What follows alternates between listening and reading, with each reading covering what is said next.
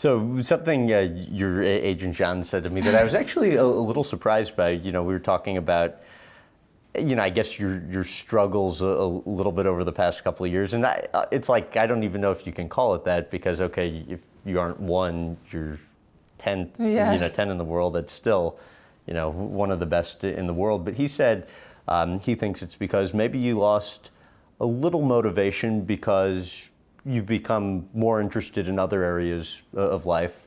How fair do you think that is?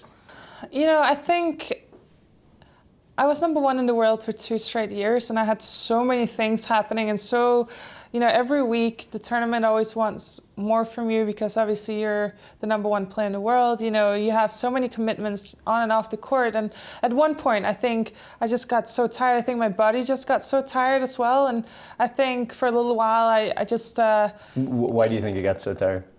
Because, everyone wants just a little piece of you, and obviously that's great, and I enjoyed doing it. But in the end, looking back at it, I can see now that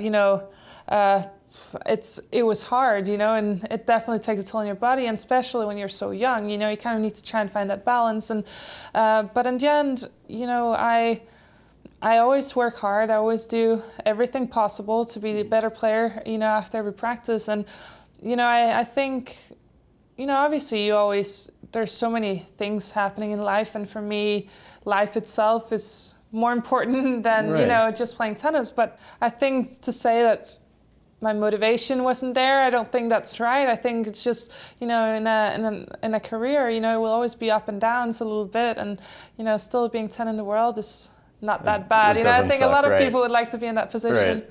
But I guess, for me, I always wanted to be higher. Obviously, I've been there and I've done that, and I kind of feel like I belong, in the top. How hard is it to find proper balance between the work life and everything else you want to do?